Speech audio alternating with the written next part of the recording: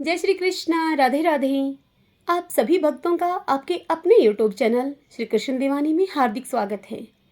आज के पावन दिवस में आप सबके समक्ष रमा एकादशी व्रत कथा प्रस्तुत कर रही हूँ।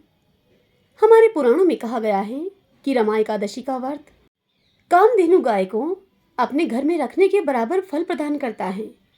इस व्रत के प्रभाव से न केवल व्रतधारी व्यक्ति की बल्कि उसके संपूर्ण कुटुंब की समृद्धि और संपन्नता में बढ़ोतरी होती है।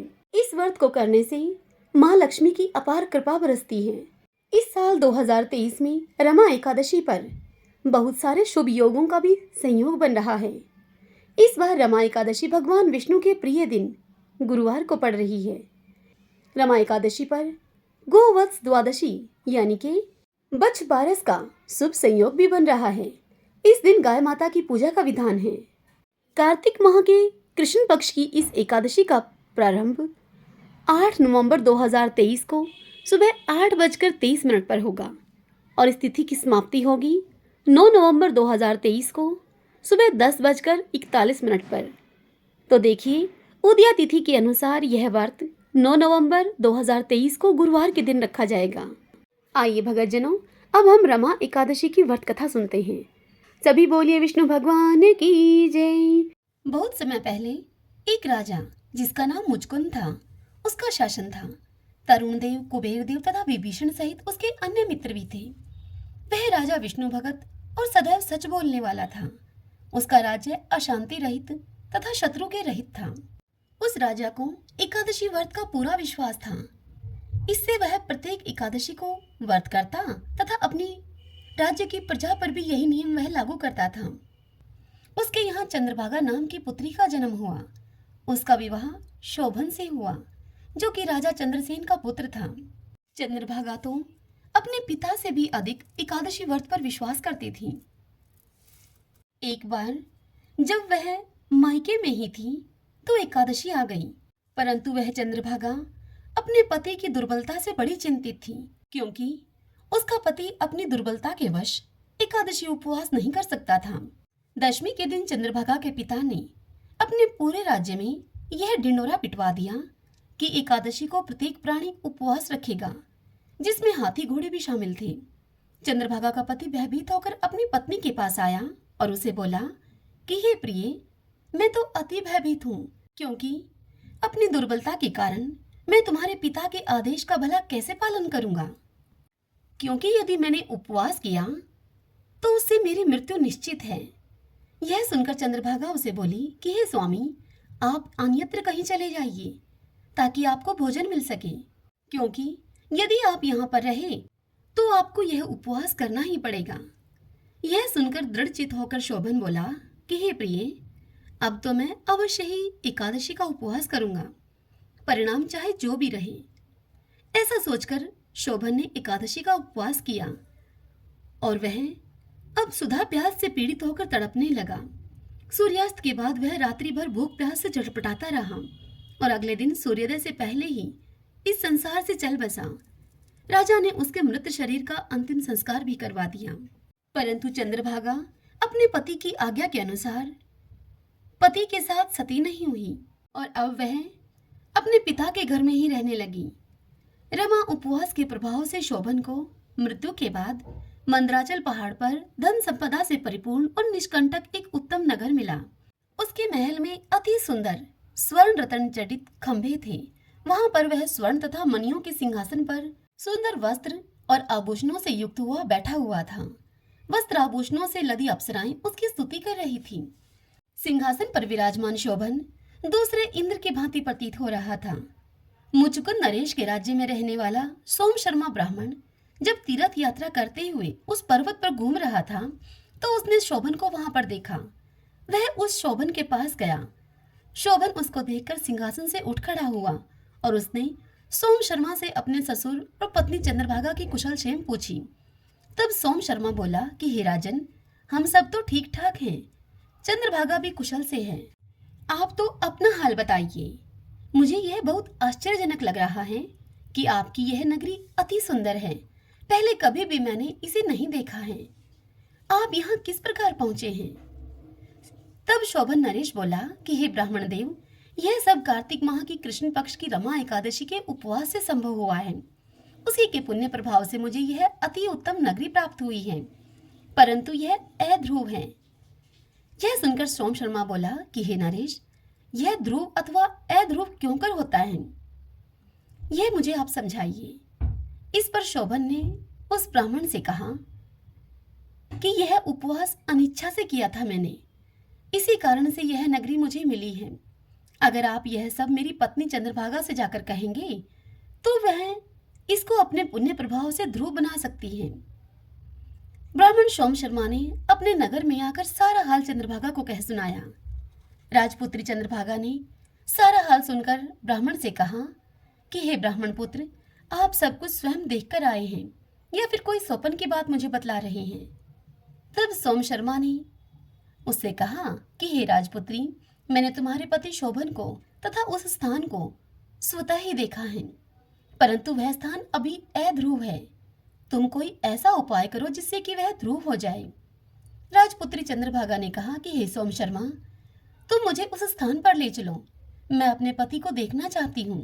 मैं अपने पुण्य प्रभाव से उस नगरी को ध्रुव बना दूंगी। चंद्रभागा के इन वचनों को सुनकर सोम शर्मा उसको मंदराचल पर्वत पर वामदेव के आश्रम में लेकर गए। वामदेव ने उसकी कहानी सुनकर मंत्रोच्चार से चंद्रभागा का अभिषेक किया। उन मंत्रों तथा उपवास के प्रभाव से वह दिव्य रूप को धारण करके अपने पति के पास पहुंच गई। शोभन अपनी भार्या को देखकर अति हर्षित हुआ और उसने सिंहासन पर अपने बाईं ओर बैठने का उसे स्थान दिया। तब वह बोली कि हे स्वामी, अब आप मेरे पुण्य को सुनिए। पिता गृह में मैंने 8 वर्ष की आयु से ही एकादशी व्रत शुरू कर दिया था। उस समय से ही मैं विधि के अनुसार एकादशी उपवास में लीन हूँ।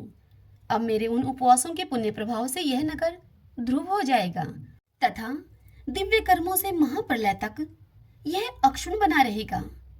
चंद्रभागा वस्त्र आभूषणों से अलंकृत और प्रसन्नता पूर्वक अपने पति के साथ अब उस नगरी में रहने लगी। शोभन भी अति आनंदित होकर अपनी भार्या के साथ वहां रहने लगा। सभी बोलिए विष्णु भगवान की जय। सूत जी मुनियों से बोले कि हे विप्रवरों, अब आप एकादशी व्रत का महात्म्य सुनिए। एकादशी का व्रत मोक्ष प्रदाता है। एकादशी चाहे शुक्ल पक्ष की हो या फिर कृष्ण पक्ष की, उस दिन अन्न नहीं खाना चाहिए। जो एकादशी को अन्न खाता है वह अपना जीवन नष्ट करता है। एकादशी व्रत के इच्छुक को चाहिए कि दसवीं और द्वादशी को भी एक ही समय भोजन करें। एकादशी व्रत का महात्म्य जानने की इच्छा एक बार राजा पृथु ने नारद जी से प्रकट की। तब नारद जी ने राजा पृथु को जो कुछ बताया वही मैं तुम्हें बताता हूँ। नारद जी राजा पृथु से बोले कि हे राजन, गंगा के समान कोई तीर्थ नहीं, माता के समान कोई गुरु नहीं, विष्णु के समान कोई देव नहीं और अन्न न खाने के समान कोई तपस्या नहीं। शांति के समान संसार में कोई सुख नहीं, सत्य के समान कोई ज्योति नहीं और कार्तिक के समान मास नहीं है। ज्ञान से बड़ा कोई लाभ नहीं और एकादशी के समान दूसरा अन्य कोई व्रत नहीं। व्रत करने वाले को चाहिए कि प्रातः काल उठकर भगवान का पूजन करें, पुराणों की कथा सुने और रात्रि में जागरण करें। अब आप इस संबंध में एक प्राचीन कथा है, वह कहता हूँ, उसे सुनिए। हे राजन, नर्मदा नदी के तट पर गालो मुनि का एक बड़ा ही शोभायुक्त और मनोरम आश्रम था। उनका पुत्र भद्रशील भगवान विष्णु का परम भक्त था। भद्रशील अपने मित्रों के साथ भगवान की मूर्ति बनाकर उनकी पूजा किया करता था। उसके मित्र भी भगवान की पूजा करते थे। तत्पश्चात वह उन्हें उपदेश देता था कि वे एकादशी का व्रत भी करें। अपने पुत्र के उस चरित्र को देखकर एक बार गालो मुनि ने उससे स्नेहपूर्वक पूछा कि हे पुत्र, तुम हर समय भगवान विष्णु की पूजा अर्चना में लगे रहते हो तथा दूसरों को भी इसके लिए तुम प्रेरित करते हो। यह उपदेश तुम्हें किसने दिया? यह सुनकर भद्रशील ने सर्वप्रथम अपने पिता को नमन किया और फिर श्रद्धायुक्त होकर उससे कहा कि हे पिताश्री, मैं आपको अपने पूर्वजन्म का वृत्तांत बताता हूँ। मैं पूर्वजन्म में चंद्रवंश में धर्म कीर्ति नामक एक राजा था। मैंने दत्तात्रेय जी से शिक्षा ली थी।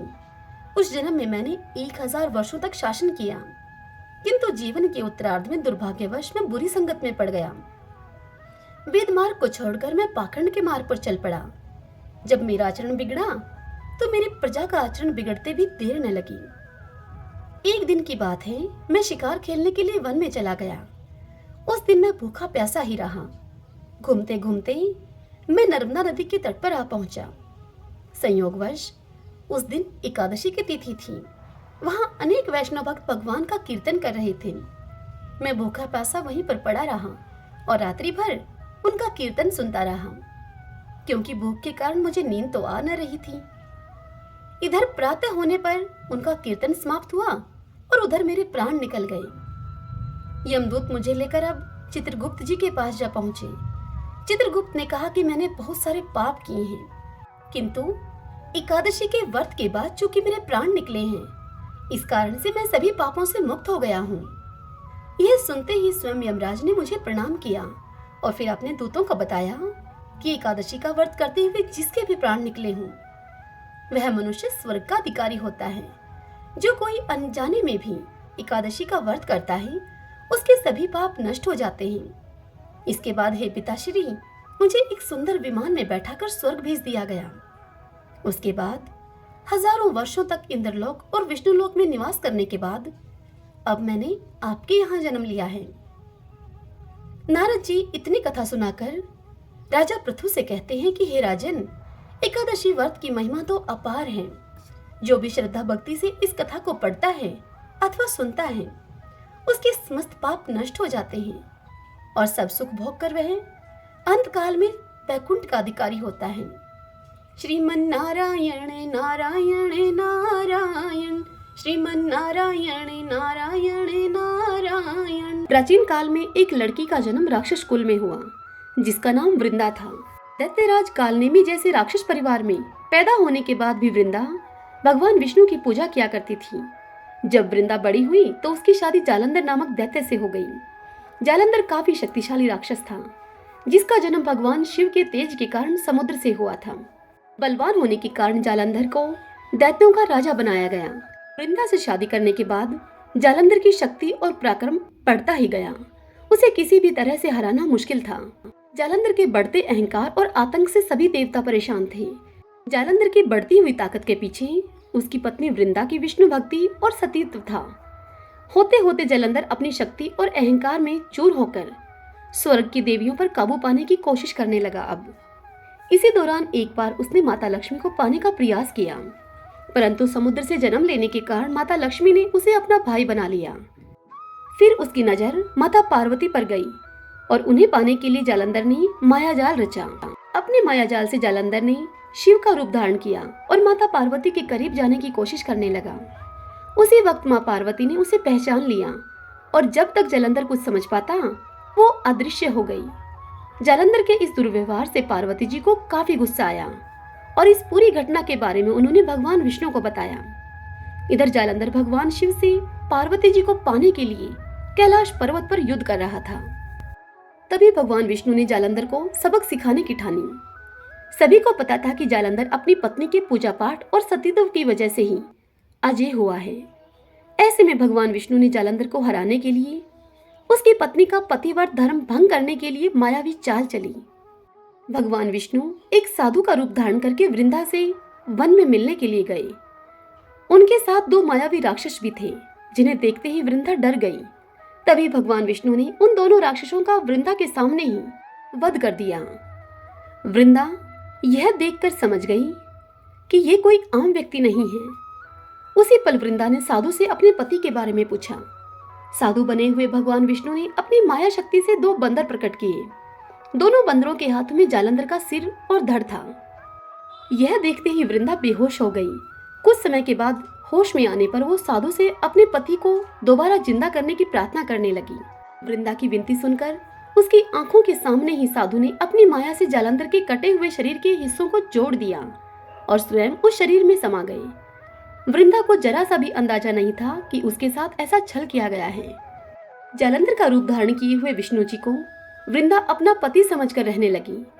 वृंदा के ऐसा करने से उसका सतीत्व भंग हो गया, जिसके बाद जालंधर कैलाश पर्वत में युद्ध हार गया। जब वृंदा को यह सच पता चला तो उसने गुस्से में विष्णु भगवान को पत्थर बनने का श्राप दे दिया। इस घटना के बाद वृंदा स्वयं सती हो गई। जिस स्थान पर वह भस्म हुई वहां तुलसी का पौधा प्रकट हुआ। विष्णु भगवान वृंदा के पति भक्ति से प्रसन्न हुए और उन्होंने कहा कि हे वृंदा, तुम्हारी पति भक्ति देखने के बाद मुझे तुम प्रिय लगने लगी हो। अब सदैव तुम मेरे साथ तुलसी के रूप में रहोगी। तुम्हारे तुलसी रूप का जो भी व्यक्ति मेरे शालिग्राम के साथ विवाह कराएगा उसे 1000 गुना यश और पुण्य प्राप्त होगा। जिस भी मनुष्य के घर में तुलसी का वास होगा उस घर में कभी भी असमय यमदूत नहीं आएंगे। आगे भगवान ने कहा कि तुलसी के पौधे की पूजा करने वालों को गंगा और नर्मदा में स्नान करने के बराबर पुण्य प्राप्त होगा। संसार में चाहे कोई भी मनुष्य कितना भी दुष्ट क्यों न हो, कितने भी पाप क्यों न किए हों, मृत्यु के दौरान उसके मुख में तुलसी और गंगा जल अवश्य दिया जाएगा। इससे वह अपने पापों से मुक्त होकर वैकुंठ धाम को जाएगा। इसके अलावा जो व्यक्ति तुलसी और आंवले के पेड़ की छाया में पितरों का श्राद्ध करेगा उसके पितरों को मोक्ष मिलेगा। अभी बोलिए गौ माता की जय। महाराज दिलीप और देवराज इंद्र में गहरी मित्रता थी। देवराज इंद्र के बुलाने पर एक बार राजा दिलीप स्वर्ग गए। देव असुर संग्राम में देवराज ने महाराज दिलीप से सहायता मांगी। राजा दिलीप ने सहायता करने के लिए हामी भर दी और देवासुर युद्ध हुआ। युद्ध समाप्त होने पर स्वर्ग से लौटते समय मार्ग में कामधेनु मिली। तब राजा दिलीप ने पृथ्वी पर आने की आतुरता के कारण कामधेनु को देखा नहीं। कामधेनु को उन्होंने प्रणाम नहीं किया, न ही उनकी प्रदक्षिणा की। इस अपमान से रुष्ट होकर कामधेनु गाय ने राजा दिलीप को यह श्राप दे दिया कि मेरी संतान नंदिनी गाय यदि तुझ पर कृपा न करे तो तू फिर पुत्रहीन ही रहेगा। राजा को इस विषय में कुछ भी नहीं पता था, जिसके कारण राजा के कोई पुत्र नहीं हुआ और वे पुत्र न होने के कारण से स्वयं तथा महारानी और प्रजा के सभी लोग चिंतित रहने लगे और बड़े ही दुखी रहा करते थे। पुत्र प्राप्ति की इच्छा से महाराज दिलीप रानी के साथ कुलगुरु महर्षि वशिष्ठ के आश्रम पर पहुंचे। महर्षि सब कुछ समझ गए। महर्षि ने राजा से कहा कि यह गौ माता के अपमान के पाप का फल है। सुरभि गौ की पुत्री नंदिनी गाय हमारे आश्रम पर विराजती हैं। महर्षि ने राजा को यह आदेश दिया कि कुछ काल के लिए आश्रम पर रुककर मेरी कामधेनु नंदिनी गाय की तुम सेवा करो। यह सुनकर महाराज दिलीप ने गुरु की आज्ञा को स्वीकार कर लिया। महारानी सुदक्षिणा अब प्रातःकाल उस गौ माता की भली भांति पूजा करती थी। आरती उतारकर नंदिनी को पति के संरक्षण में वन में चरने के लिए विदा करती। राजा दिलीप दिन भर छाया की भांति उस नंदिनी गाय का अनुगमन करते, उसके पीछे पीछे रहते, उसके ठहरने पर ठहरते, उसके चलने पर चलते, उसके बैठने पर राजा भी बैठ जाते और उसके जल पीने पर राजा भी जल पीते। जब संध्या काल का समय होता, जब सम्राट के आगे आगे सदप्रसूता बाल वत्सा नंदिनी आश्रम को लौटती तो महारानी देवी सुदक्षिणा हाथ में अक्षत का पात्र लेकर उसकी प्रदक्षिणा करके उसको प्रणाम करती और अक्षत आदि से पुत्र प्राप्ति रूप अभीष्ट सिद्धि देने वाली उस नंदिनी का विधिवत पूजन करती। अपने बछड़े को यथेच पयपान कराने के बाद धो ली जाने वाली नंदिनी की रात्रि में दंपति पुनः परिचर्या करते। अपने हाथों से कोमल हरित शष्प कवल खिलाकर यानी कि हरी घास खिलाकर उसको तृप्त करते और नंदिनी गाय के विश्राम करने पर वह स्वयं भी विश्राम करते, शयन के लिए जाते। इस तरह उसकी परिचर्या करते करते अब 21 दिन बीत गए। तब एक दिन की बात है, राजा दिलीप वन में नंदिनी का अनुराग करते हुए महाराज दिलीप की दृष्टि क्षण भर के लिए अरण्य की प्राकृतिक सुंदरता में अटक गई कि तभी उन्हें नंदिनी का आर्तनाद सुनाई दिया। वह नंदिनी गाय एक भयानक सिंह के पंजों में फंसकर झटपटा रही थी। उन्होंने आक्रामक सिंह को मारने के लिए अपने तरकश से तीर निकालना चाहा, किंतु उनका हाथ जड़वत निश्चेष्ट होकर वहीं पर अटक गया। वे चित्रलिखे से वहां पर खड़े रह गए और भीतर ही भीतर वह चटपटाने लगे। तभी मनुष्य की वाणी में सिंह बोल उठा कि हे राजन दिलीप, तुम्हारे शस्त्र संधान का श्रम उसी तरह से व्यर्थ है जैसे कि वृक्षों को उखाड़ देने वाला प्रभंजन पर्वत से टकराकर व्यर्थ हो जाता है। राजन, मैं भगवान शिव के गण निकुंभ का मित्र कुंभोदर हूँ। मुझे भगवान शिव ने सिंहवृत्ति देकर हाथी आदि से इस वन के देवदारुओं की रक्षा का भार सौंपा है। इस समय जो भी जीव सर्वप्रथम मेरी दृष्टि के पथ पे आ जाता है वह मेरा भक्ष्य बन जाता है। इस गाय ने इस संरक्षित वन में प्रवेश करने की अनधिकार चेष्टा की है और मेरे भोजन की वेला में यह मेरे सम्मुख आई है, अतः मैं इसे खाकर अपनी क्षुधा शांत करूंगा। तुम लज्जा और गलानी को छोड़कर वापस लौट जाओ। किंतु राजा दिलीप कैसे लौट जाएं?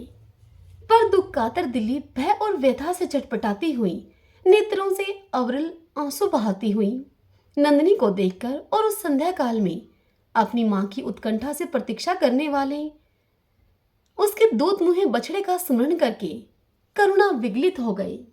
नंदिनी का मातृत्व उन्हें अपने जीवन में कहीं अधिक मूल्यवान जान पड़ा और उन्होंने सिंह से प्रार्थना की कि वह उनके शरीर को खाकर अपनी भूख को मिटा ले और बाल वत्सा नंदिनी को छोड़ दे। सिंह ने राजा के इस अद्भुत प्रस्ताव का उपहास करते हुए कहा कि हे राजन, तुम चक्रवर्ती सम्राट हो। गुरु को नंदिनी के बदले में करोड़ों दुधारू गवें देकर तुम प्रसन्न कर सकते हो। हे राजन, अभी तुम युवा हो, इस तुच्छ प्राणी के लिए अपने स्वस्थ सुंदर शरीर और यौवन की अवहेलना क्यों कर रहे हो? क्यों अपनी जान की बाजी इस गाय के लिए लगाने में जुटे हो? क्या तुम्हारा प्राणियों पर दया करने का ऐसा व्रत ही है?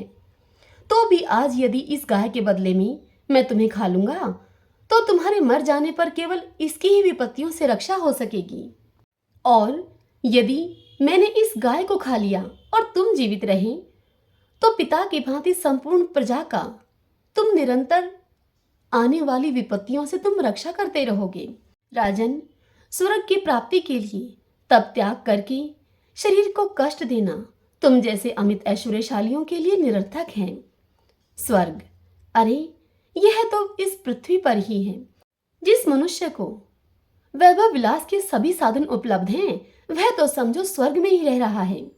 स्वर्ग का काल्पनिक आकर्षण तो मात्र विपन्नों के लिए ही है, संपन्नों के लिए नहीं है। इस तरह से सिंह ने राजा को भ्रमित करने का बहुत प्रयत्न किया।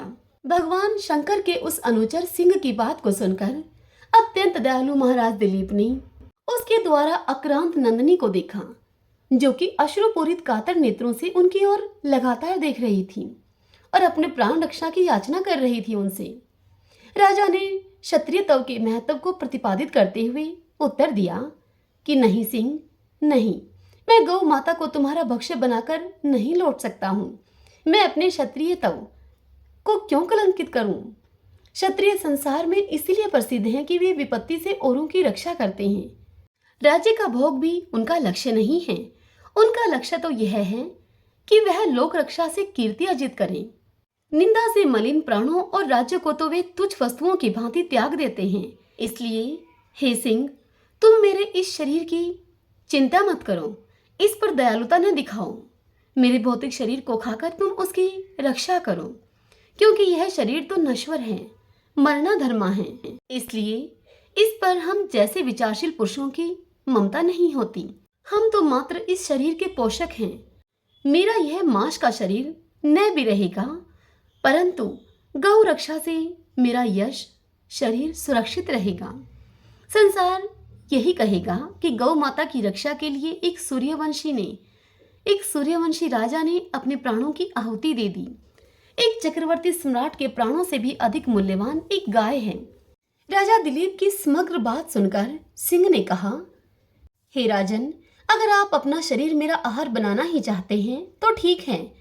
सिंह के इस प्रकार स्वीकृति दे देने पर राज ऋषि दिलीप ने शास्त्रों को फेंक दिया और उसके आगे अपना शरीर मांसपिंड की तरह खाने के लिए डाल दिया और वे सिंह के आगे सिर झुकाए हुए आक्रमण की प्रतीक्षा करने लगे। तभी आकाश से विद्याधर राजा दिलीप पर पुष्पों की वर्षा करने लगे। तब नंदिनी गौ ने कहा कि हे राजा दिलीप, हे पुत्र, उठो। यह मधुर दिव्य वाणी को सुनकर राजा को महान आश्चर्य हुआ और उन्होंने वात्सल्यमयी जननी की तरह अपने स्तनों से दूध बहाती हुई नंदिनी गौ को देखा, किंतु वह सिंह उनको दिखलाई नहीं दिया कहीं। आश्चर्यचकित राजा दिलीप से नंदिनी गौ ने कहा कि हे सत्पुरुष, तुम्हारी परीक्षा लेने के लिए मैंने ही सिंह की माया की सृष्टि की थी। महर्षि वशिष्ठ के प्रभाव से यमराज भी मुझ पर प्रहार नहीं कर सकता, तो सिंह आदि की तो क्या शक्ति है मुझ पर प्रहार करने की। मैं तुम्हारी गुरु भक्ति से और मेरे प्रति प्रदर्शित दया भाव से अत्यंत प्रसन्न हूँ। तुम वर मांगो। तुम मुझे दूध देने वाली मामूली गाय मत समझो, अपितु संपूर्ण कामनाएं पूरी करने वाली कामधेनु जानो।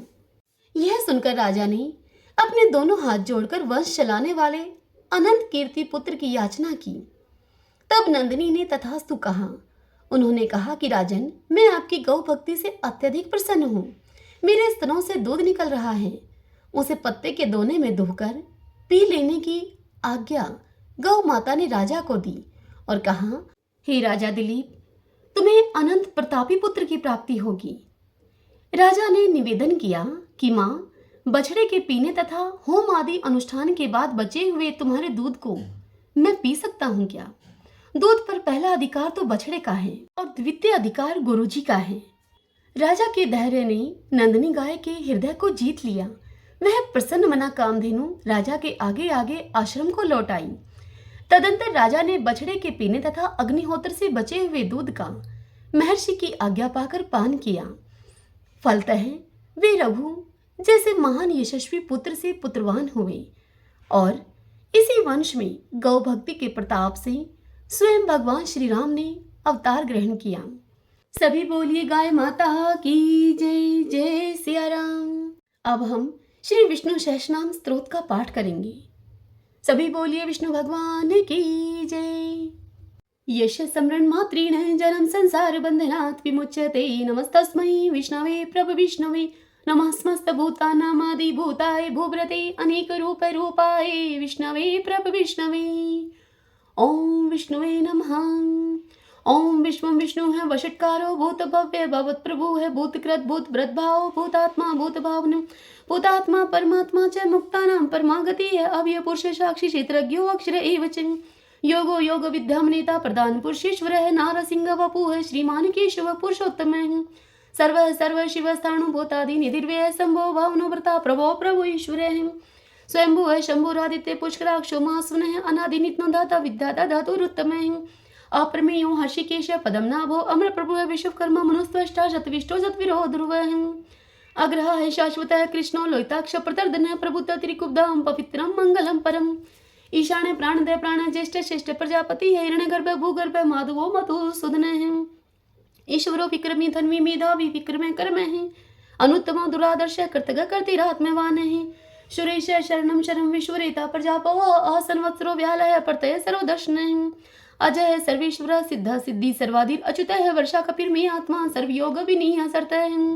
वसु है वसु मना है सत्य समात्मा असम्मति है समय अमोघ पुंडरी काक्षो वर्ष कर्मा वर्षा करती है रुद्रो है बहुश्रा है बब्रू है विशो निशुचिश्रवा है अमृत शाश्वत स्थाणु वरारोह महातपा है सर्वज्ञ सर्वविद भानु विश्वक्षेनो जनार्दन है वेदो है वेद विद्यांगो वेदांगो वेद विद कवि है लोकादक्ष सुरादक्ष धर्मादक्ष कृता कृत चतुर आत्मा चतुर्व्यूह चतुर्दृश्य चतुर्भुज है ब्राजिष्णु भोजनम भोक्ता शेषणो जगदादिजय अनगो विजयो जेता विषवयोनि पुनर्वसु है उपेन्द्रो वामन प्रांशु अमोघ सुचि ऊर्जित है अतीन्द्रियो संग्रो सर्गो दर्तात्मा नियमो यमः वेदो वैदय सदा योगे वीरः माधवो मधु है अतीन्द्रियो महामायो मोत्साहो महाबल है महाबुद्धि महावीर्य महाशक्ति महादुति है अनिर्देश वपु है श्रीमान अमेयात्मा माद्रिदृग है महेश्वाशु महिव्रता श्रीनिवास सताम गति है अनिरुद्धो सुरानंदो गोविंदो गोविंदाम पति है मरीचि है दमनो हंस है सुपर्णो भुज गौतम है हिरणाभ है सुतपा पदम नाभ है प्रजापति है अमृत्यु व सर्वद्रक है सिंह संदाता संधिमान स्त्र है अजय दुर्मुष्ण शास्ता विश्रुतात्मा सुरारिया है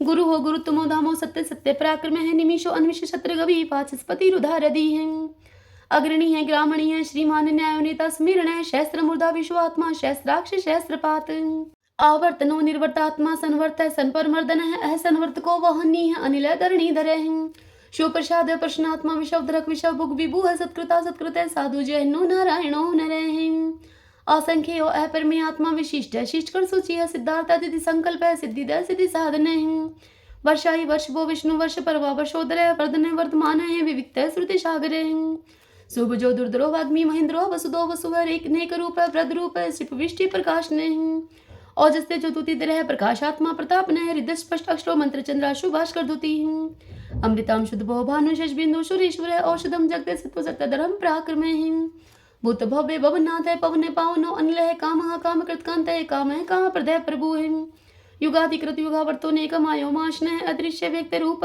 शस्त्र जित अनंत जित है इष्ट अवशिष्ट शिष्ट शिखंडी नौशो वृष है क्रोध कृत करता विश्व बाहु महीधर है अच्युत प्रतित प्राण है प्राण देव सवानुजय पावन निर्दिष्ट नंपरमत प्रतिष्ठित है स्कंद स्कंदरो दुर्यो वर्धो वायु वाहन है वासुदेवो बृहद्भानु आदिदेव पुरंदर है अशोक स्तार शूर शौरी जनेश्वर अनुकूल शतावर्त पद्मी पदम निवीक्षण पदम नाभो अरविंदाक्ष पदम गर्भ शरीर भरतम हरदिरिद्धो वर्धात्मा मोक्षो गरुड़ो ध्वज अतुल शर्वो भीमा सम्यको हवि हरिय सब लक्षण लक्षणियो लक्ष्मीवान समीन जय विक्षरो रोहितो मार्गो हेतु दामोदर सह मैद्र महाभागो वेगवान मिताशन उद्भव शोभनो देव श्री गर्भ परमेश्वर कर्णम कारणम कर्ता विकर्ता गहनो गोवे व्यवस्था व्यवस्थान संस्थान स्थान दो दुरुह प्रदीपम स्पष्ट चतुष्ट पुष्ट शुभेक्षण रामो विरामो वीरजो मार्गो नेव नेव अनिय वीर शक्तिमताम श्रेष्ठो धर्मोदरम विदुत्तमे वैकुंठ पुरुष प्राण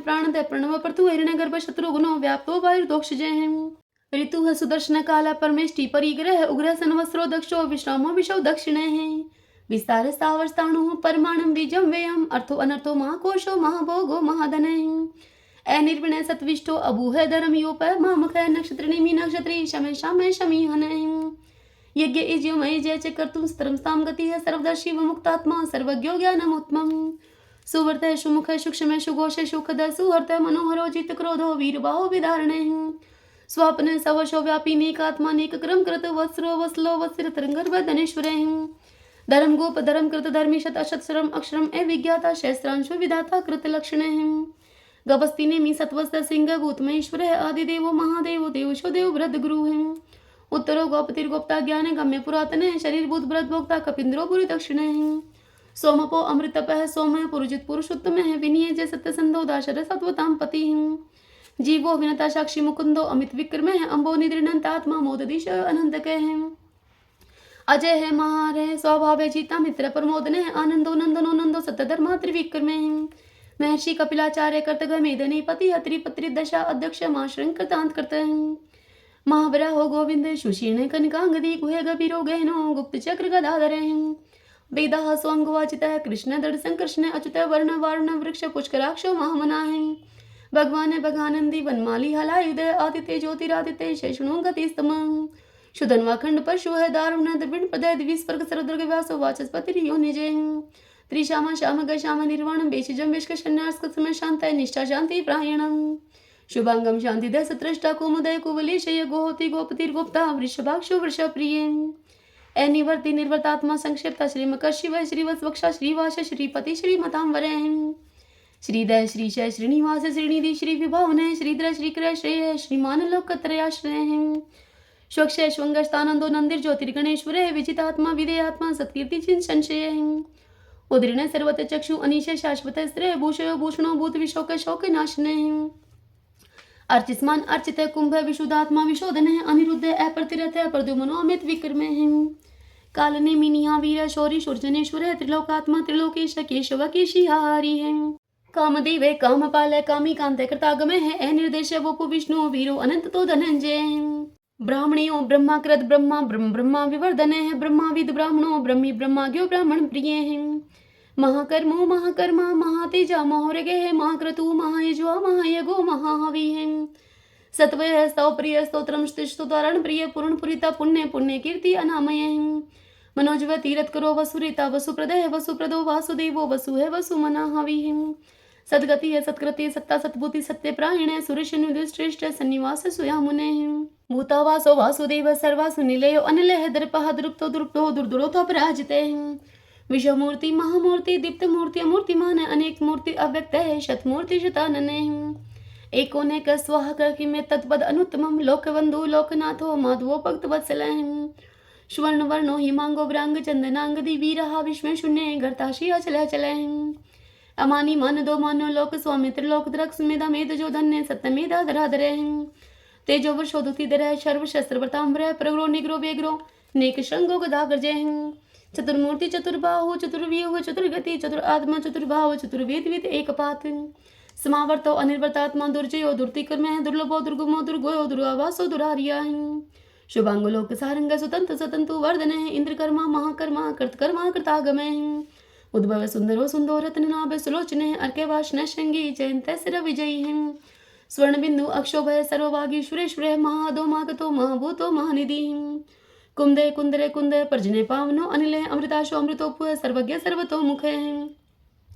शूलभय शुवर्त सिद्ध शत्रुतापने नेग्रोद उदंबरो अच्युत चाणुरांद्रणी शोधने शस्त्रार्ची सप्तजीव सप्तदा सप्तवाहने अमूर्ति अंग चिंतयो भयकृत भयनाशने अणुह बृहतः कृशय स्थूलय गुणवृत निर्गुणे महाने ऐद्रते सुदृत श्वासय प्रागवंशो वंशवर्धने बारभरत कथिते योगी योगी सर्व कामदय आश्रमय शर्मणे श्यामय सुपर्णो वायु वाहने धनुर्धरो धनुर्वेदो दंडो दमितादमय अपराजित सर्वशहो नियंता नियमो अयमय सत्ववान सात्विक सत्य सत्य धर्म प्रायण अभिप्राय प्रियारो अर्ह प्रियकृत प्रतिवर्धने पिहा शक्ति ज्योति है सुरुचि उद्भुग विभु है रवि विरोचन सूर्य है सविता रवि लोचने अनंत उद्भुत भोक्ता सुख दोने के जो अग्रज है अनिर्वण सदामर्षि लोकदिष्टानम अद्भुत है सनात सनातन तम है कपिल है कपिल पे स्वस्ति स्वस्ति कृ स्वस्ति स्वस्ति भुग स्वस्ति दक्षिण है रुद्र कुंडली चक्री विक्रम ऊर्ज शासन शब्दातिक शब्द छय शिशिर शर्वरी करे अक्रूर पेशलो दक्षो दक्षिण शमिनाम वर अवधुतमो विद्भय पुण्य श्रवण कीर्तन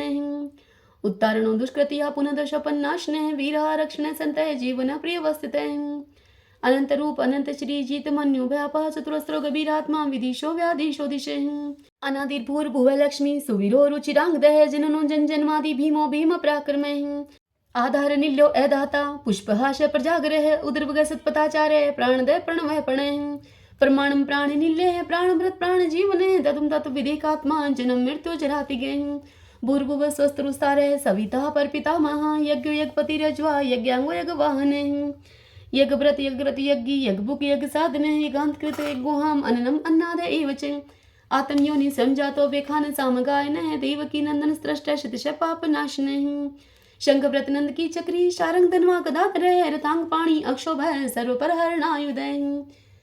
हरणायुदय ओम नमः इतिदं कीर्तनस्य केशवस्य महात्मनः नामानां सहस्त्रं दिव्यनाम शेषेण परकीर्तितम् हरि ओम तत्सत।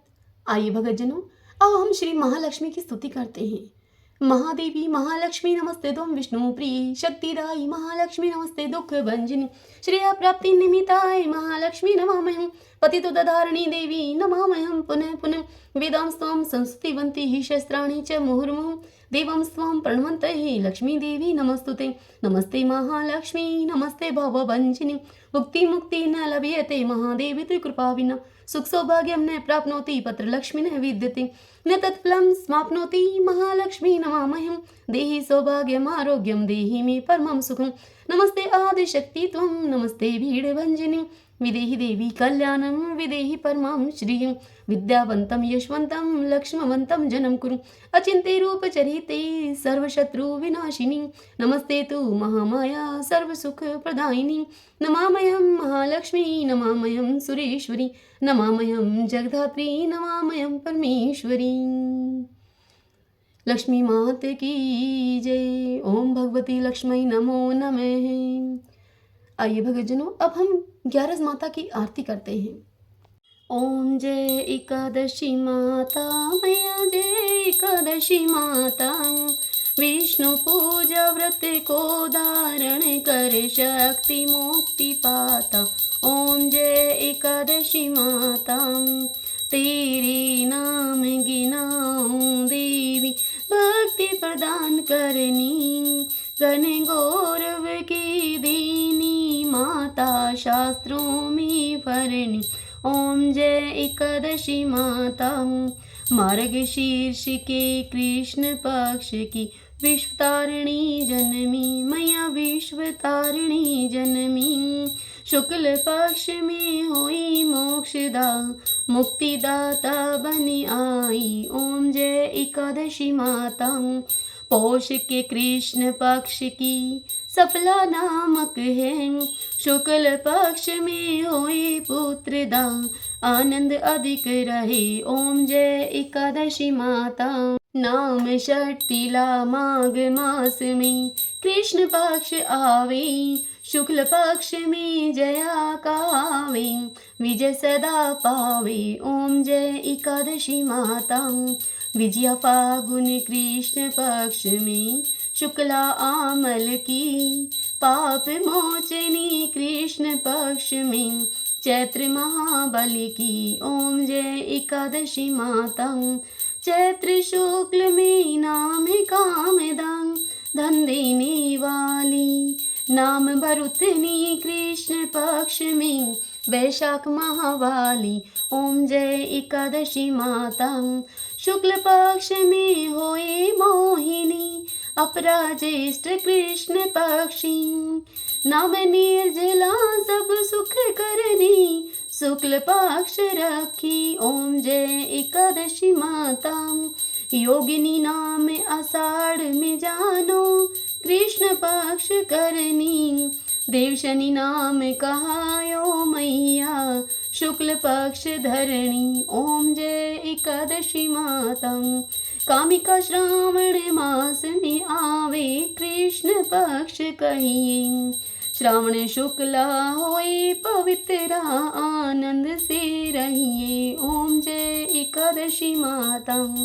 आजा भाद्रपद कृष्ण पक्ष की, परिवर्तन शुक्ला, इंद्रा अश्विन कृष्ण पक्ष में भवसागर निकला। ओम जय एकादशी माता। पापान कुशाय शुक्ल पक्ष में, आप हरनिहारी, रमा मास कार्तिक में आवे, सुखदायक भारी। ओम जय एकादशी माता। देव उठनी शुक्ल पक्ष की, दुख नाशक मैया, पावन मास में करूं मैं विनती, पार करो नैया। ओम जय एकादशी माता। परमा कृष्ण पक्ष में होती, जन मंगल करनी, शुक्ल मास में होए पद्मनी, दुख दारिद्र्य हरणी। ओम जय एकादशी माता। जो कोई आरती एकादशी की, भक्ति सहित गावे, जन गुरु दीता स्वर्ग का वासा, निश्चय वह पावे। ओम जय एकादशी माता। ओम जय एकादशी माता। ओम जय एकादशी माता। सभी बोलिए एकादशी माता की जय। श्री लक्ष्मी नारायण भगवान की जय। ग्यारस माता की जय।